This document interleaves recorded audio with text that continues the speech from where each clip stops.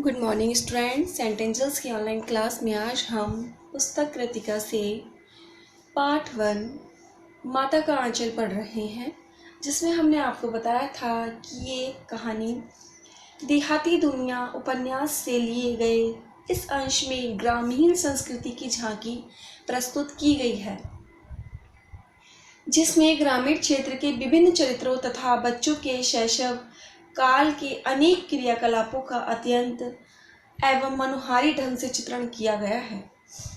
पाठ में भोलानाथ के चरित्र के माध्यम से माता पिता का स्नेह और दुलार, बालकों के विभिन्न ग्रामीण खेल, लोकगीत और बच्चों की मस्ती एवं शैतानियों का विस्तार से वर्णन किया गया है। इसमें इस तथ्य को भी स्पष्ट किया गया है कि बच्चे का माँ से अधिक जुड़ाव होता है, भले ही वह अपने पिता के साथ अधिक समय बिताए, किंतु परेशानी के समय उसे माँ का आंचल ही शांति देता है।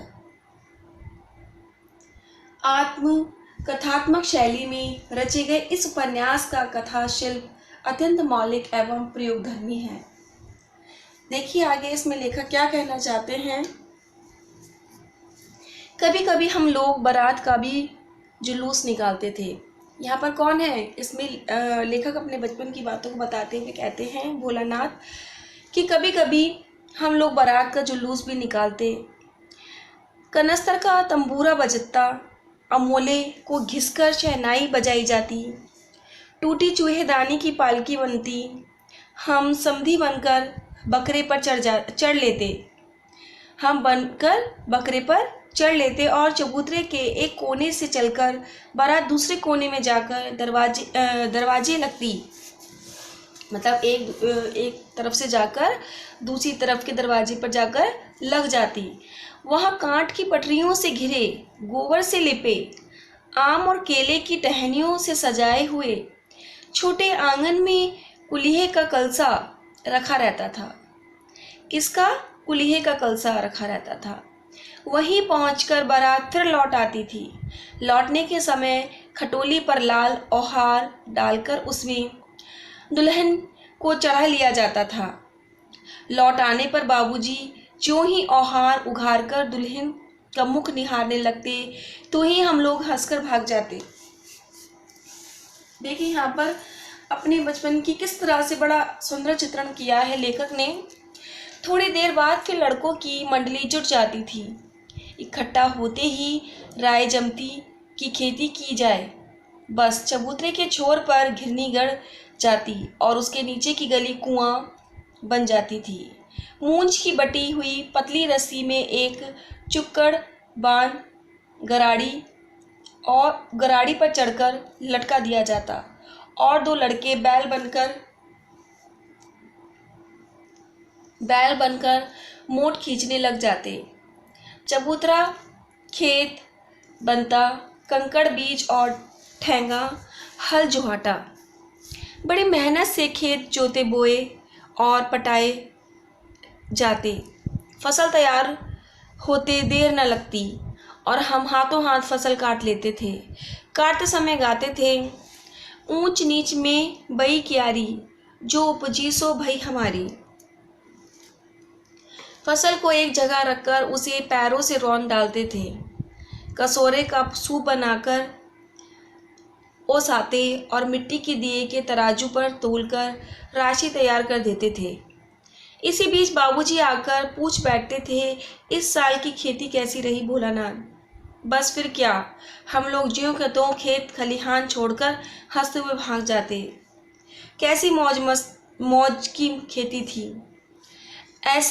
ऐसे नाटक हम लोग बराबर खेला करते।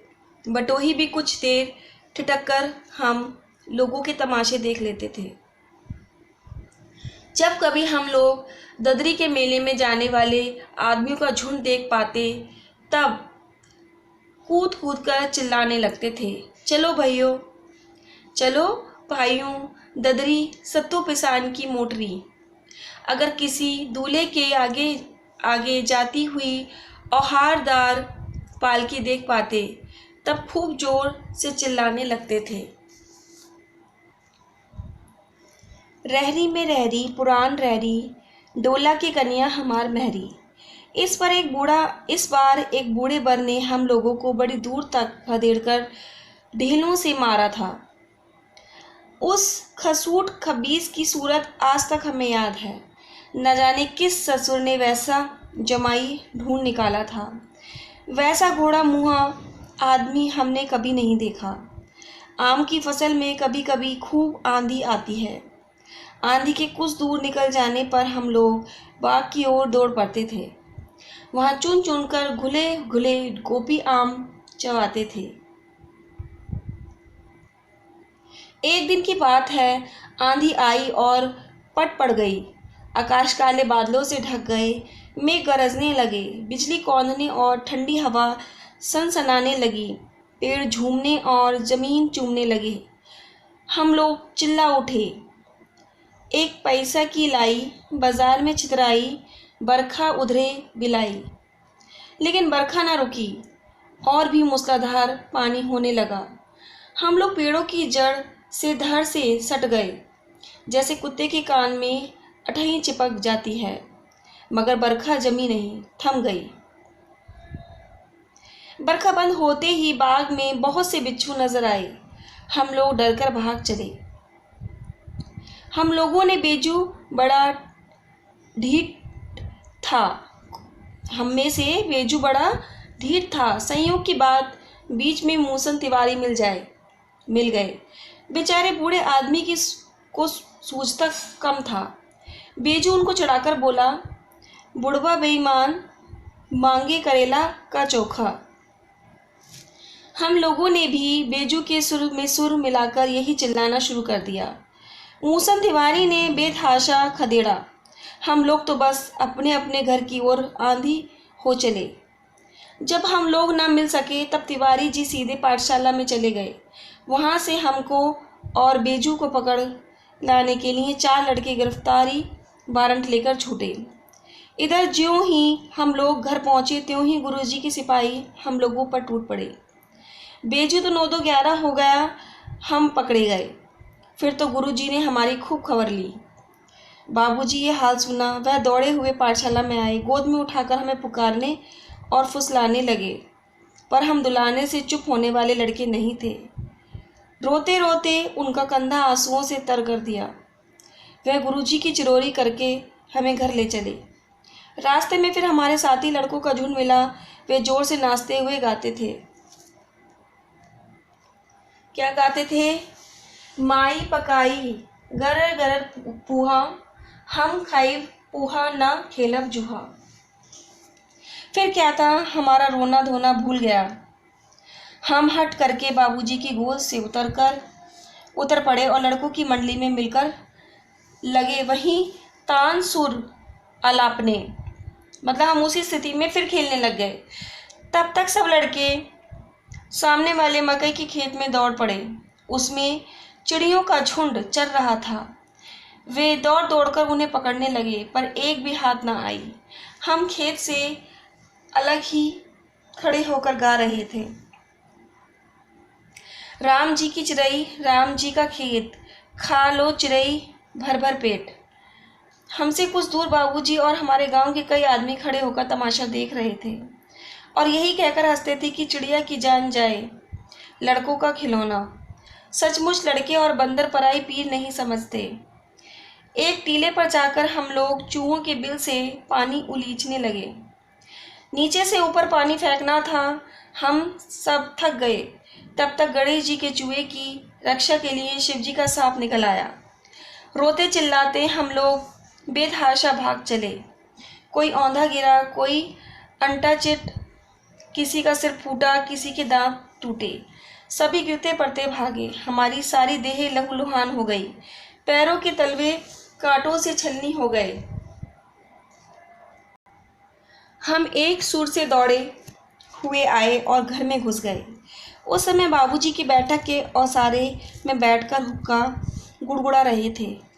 उन्होंने हमें बहुत पुकारा, पर उनकी अनसुनी करके हम दौड़ते हुए मैया के पास ही चले गए। जाकर उसी की गोद में शरण ली। मैया चावल अमनिया कर रही थी। हम उसी के आंचल में छिप गए। हमें डर से कांपते देखकर वह जोर से रो पड़ी और सब काम छोड़ बैठी।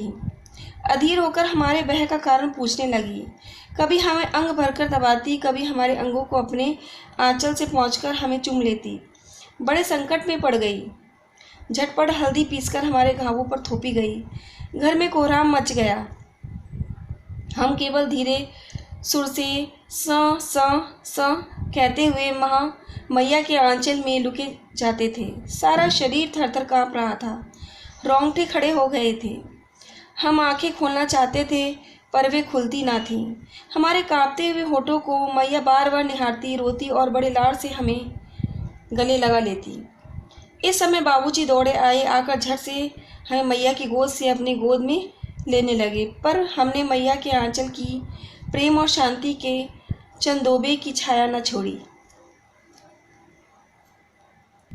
इस प्रकार आपने अपने इस कहानी में यही पढ़ा कि भले ही वह अपने पिता के साथ अधिक समय बिताया, किंतु परेशानी के समय उन्होंने अपनी माँ का आंचल नहीं छोड़ा। माँ के आंचल ने ही उन्हें शांति दी। तो इस प्रकार आत्मकथात्मक शैली से रचे गए इस उपन्यास का कथा शिल्प अत्यंत मौलिक एवं प्रयोगधर्मी है।